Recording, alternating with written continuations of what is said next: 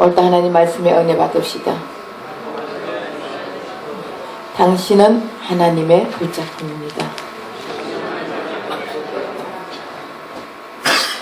다시 한번 하겠습니다. 우리는 부활에 동참합니다. 네, 우리는 다 부활에 동참해야 됩니다. 오늘 말씀에 보면은 예수님께서 베다니에 시몬이라는 집에 한 문둥병자를 고치러 갑니다. 그래서 그 가정에 가서 문둥병을 고쳐줍니다. 문둥병을 고쳐주니까 엄청나게 큰 대접을 하는 거예요. 그래서 대접을 하니까 그 제자들은 대접을 막 받고 주화가 있습니다. 근데 예수님은 지금 예수님이 장례를 치를 준비를 해야 되는데 아무도 장례 치를 준비를 안 해준대. 갑자기 한 여인이 오더니 예수님 머리에 기름을 부는 거예요. 옥합을 깨뜨렸어. 향유를 붓습니다. 그 향유를 머리에서 발끝까지 쫙 온몸을 적십니다. 그랬더니 이것을 본 제자들이 붕괴를 하는 거예요. 화를 내는 것입니다. 어찌하여 이렇게 비싼 향유를 다 허비하느냐 이러면서 제자들은 그 여자에게 붕괴를 하고 화를 냅니다. 예수님은 좋아하는 거예요. 그냥 두라. 그랬을 때 예수님도 아니 이거를 팔아가지고 가난한 자들에게 줘야지. 이걸 머리에 다 부으면 어떡해. 이걸 다 깨뜨려가지고 조금만 바르면 되지. 이걸 다 부으면 어떡하냐고 이렇게 해야 되는데 예수님은 그냥 두라. 저가 나를 위해서 장례를 준비한다. 장례를 준비한다면은 죽은 사람이 그 시대에는 이 고대 시대 이 나라는 너무 뜨겁기 때문에 사람이 죽으면 금방 시체가 썩은 냄새가 나는 거예요. 그래서 그거를 방지하기 위해서 향유를 가지고 다 이게 뿌립니다. 바로 옷 입히기 전에. 그래서 뿌려가지고 그것을 갖다 다 이게 뿌려놓고 중화를 시켜가지고 바로 옷을 입힙니다. 그런데 아직 예수님은 돌아가시지 않았어요. 돌아가시지 않았는데 내 장례를 치르고 있다. 장례를 준비하고 있으니까 그냥 두라. 그 여자를 괴롭히지 마라. 그 여자를 힘들게 하지 마라. 그 여자를 추궁하지 마라. 그 여자 그냥 두라. 그렇게 말한 것입니다. 그 제자들이 아니 죽지도 아니고 무슨 장례를 치른다고 저러냐? 수근수근 그럴 수밖에 없습니다. 그리고 이 300데나리온이라는 것은요 엄청난 돈입니다. 집을 한 3채 4채 살 정도의 돈이에요. 그러면 이 여자가 평생 모은 돈입니다. 먹지 않고 입지 않고 할 거 하고 싶어도 그걸 참고 그리고 모은 돈이 이 300데나리온 한 옥합이에요. 그런데 이 옥합을 그 시대에는 일반 백성들은 현찰을 잘 모으지 못합니다. 왜냐하면 그 시대는 금고도 없고 또 집도 허술하고 튼튼하지 못하고 이러니까 누가 어떻게 갖고 갈지를 모르니까 그 시대의 사람들은 일반 백성들은 무엇을 하냐? 보통 양을 삽니다. 아니면 우물을 삽니다. 아니면 토지를 사는 거예요. 그렇게 해서 자기 재산을 가지고 있는 것입니다. 그렇지 않으면 또 더 나아가서는 이 옥합을 사가지고 그 안에 향유를 담는 거예요. 그러고는 천장 한 중간에 딱 올려놓고 들어가도 구경하고 나와도 구경하고 혹시라도 누가 갖고 갔나 이러면서 보는 거예요. 그런데 지금 이 향유가 저 한 옥합에 담아졌다는 것은 엄청나게 큰 돈입니다. 그러니까 이 제자들은 이걸 조금 해가지고 이게 발라주고 또 만약에 발에 조금 발라주고 이렇게 하면 되지. 그걸 머리에서 쫙 하나를 다 깨뜨려가지고 온 예수님의 몸을 적시는 거예요. 결국 예수님은 이 뜻이 무엇이냐? 내 장례를 준비하고 있으니까 그냥 두라고 한 것은 이 뜻은 무슨 뜻이냐? 나는 죽지 않고 부활한다는 것을 얘기하는 거예요. 살아있을 때 옥합을 깨뜨려가지고 향유를 붓는다는 것은 나는 죽지 않고 부활한다는 그 의미를 가지고 있습니다. 근데 제자들은 몰라요. 먹는 거에만 치우치고 그 예수님을 그렇게 3년 반씩이나 따라다니면서 예수님이 하시는 기적과 이적을 다 보면서 그걸 체험하면서도 제자들은 예수님의 마음을 몰랐습니다. 예수님은 가난한 자들에게 이것을 나눠주고 싶은 거예요. 예수님은 가난한 자들에게, 가난한 자들의 옥합은 그냥 그림의 떡입니다. 가난한 자들의 향유는 가질 수가 없는 거예요. 근데 우리 예수님께서는 이 가난한 자들에게 이 향유를 부어주시고 싶었어. 향유를 주고 싶었어. 향유를 건네주고 싶었어. 우리 예수님은 그 깨뜨리는 것을 가만히 두고 보고 있습니다. 부활은 옥합을 깨뜨려 향유를 부어, 다시 말하면 나를 깨뜨려 예수께 드리는 것입니다. 내가 깨어지지 않으면 예수님께 드릴 수가 없습니다. 내가 깨어지지 않으면 예수님이 나에게 올 수가 없습니다. 부활이라는 것은 나를 깨는 것입니다. 부활은 나를 죽이는 것입니다. 내가 죽을 때 예수님이 나와 함께 하십니다. 내가 살아있을 때는 예수님이 함께 할 수가 없습니다. 그래서 구약시대 때도 아브라함이 다 짐승을 잡았지만은 새는 작다고 잡지 않았습니다. 새는 쪼개지 않았습니다. 쪼개지 않았을 때 솔개가 왔습니다. 결국 새는, 짐승은 우리를 얘기하는 거예요. 우리가 깨어지지 않으면은, 우리가 하나라도 깨어지지 않으면은 우리에게는 솔개가 옵니다. 솔개는 사탄 마귀입니다. 내가 깨어져, 내가 부서지고 내가 죽어야 그때 횃불이 오는 것입니다. 횃불은 성령을 얘기합니다. 우리에게 성령이 왔을 때 부활의 기쁨을 맛볼 수 있습니다. 부활은 내가 깨어지는 것이에요. 내가 깨어져서 주님께 드려지는 것입니다.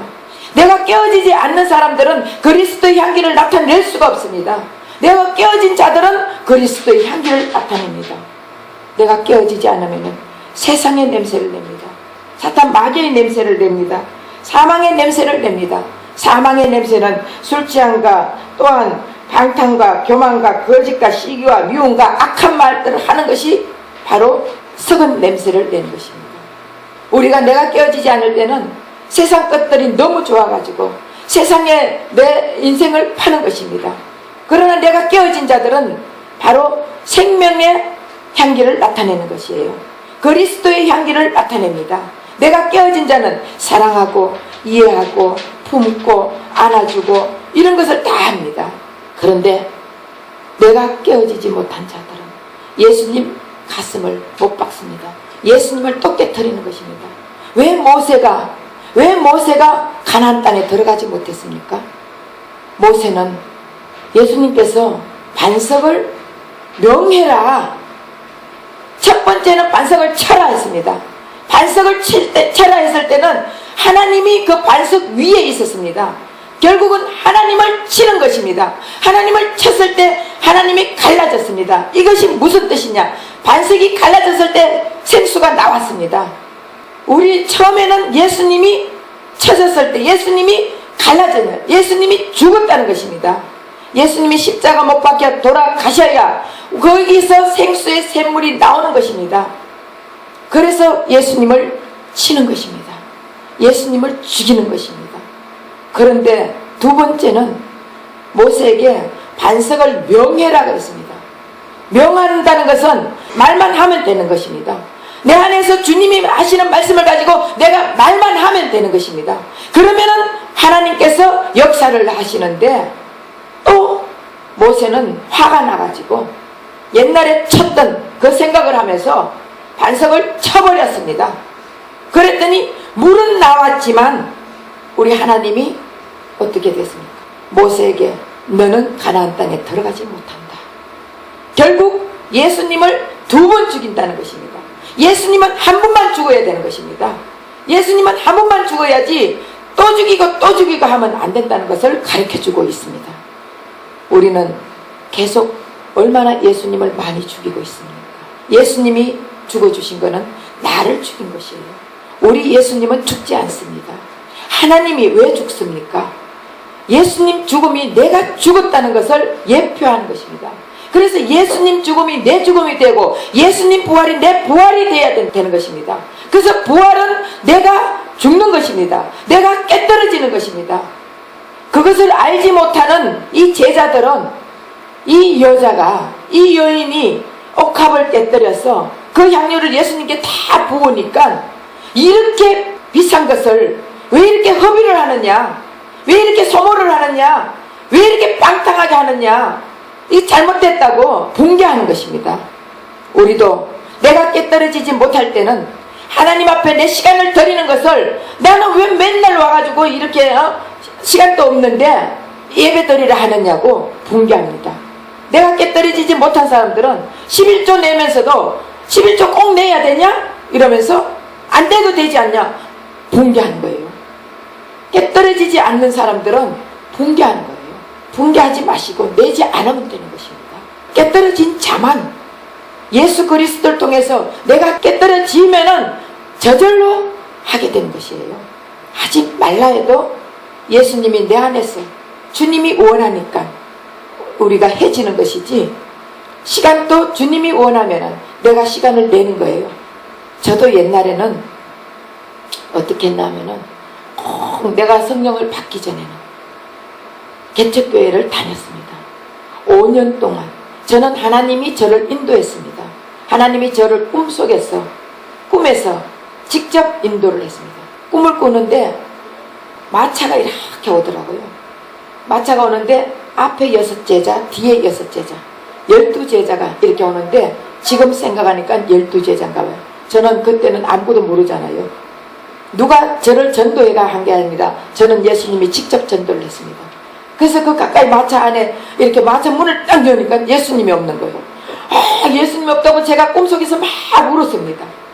그랬더니 지금 보니까 베드로인가 봐요. 우리 큰딸 3개월 때예요. 3개월 때. 우리 큰딸을 보면서 잘 키워라. 그 대신에 우리 동네 그 미화 엄마라는 잊어버리지 않습니다. 미화 엄마라는 사람, 그 집 아기가 4개월 된 아들이 하나 있었어요. 걔를 데리고 가겠다고 그러더라고요. 그래서 제가 깜짝 놀려가지고 깼습니다. 그 잠을 깨가지고 우리 장로님한테 얘기했어요. 내가 이런 꿈을 꿨다고. 그랬더니 우리 장로님, 우리 교회 가자 그러더라고요. 그래서 우리는 둘이서 우리 큰딸 3개월 때 안고 둘이 교회를 그냥 누가 우리를 전도했는 게 아니에요. 예수님이 직접 저에게 전도해가지고 우리는 우리 주연이 3개월 때 안고 갔는데, 그래서 제가 그 미아 엄마 그 집을 알아봤습니다. 애가 어떻게 되는가 궁금해가 걔가 죽었습니다. 그래서 너무 하나님 앞에 제가, 하나님 어찌하여 이런 일이 있습니까 하면서, 하나님 어떻게 해서든지 저는 하나님 따르겠습니다 이러면서 엄청나게 하나님 앞에 울며 불며 고맙다고 감사하다고 그렇게 하면서 교회를 다니기 시작했습니다.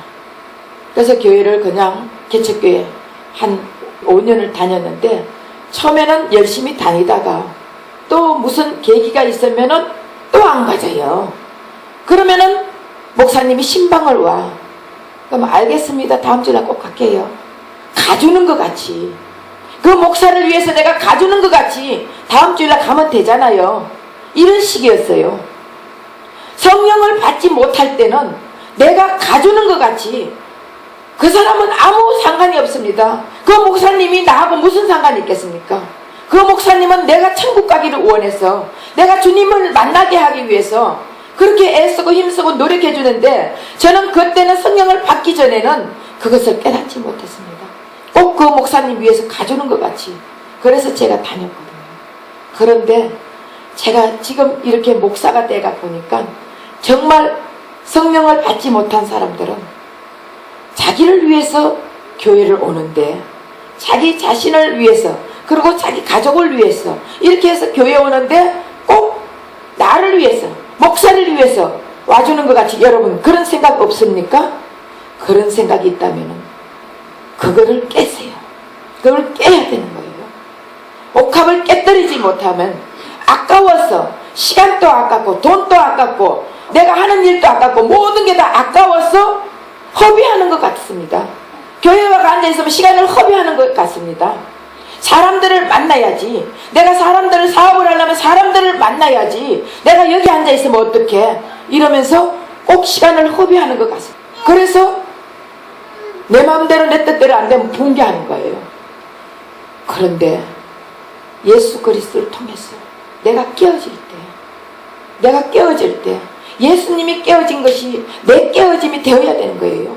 예수님이 깨어졌다는 것은 예수님이 죽었습니다. 예수님이 십자가 못 박혀 돌아가셨기 때문에 그 죽음이 내 죽음이 되어야 되는 것입니다. 내 죽음이 될 때 예수님 부활을 할 때 내가 같이 부활이 되는 것이지, 내가 죽지 않았는데 어떻게 부활이 되겠습니까? 내가 죽어야 되는 것입니다. 부활은 내가 죽는 것입니다. 부활은 내가 깨지는 것입니다. 내가 깨지고 내가 주님 앞에 드려지는 것입니다. 우리 애기들을 울 때 젖꼭지 주죠. 공갈 젖꼭지.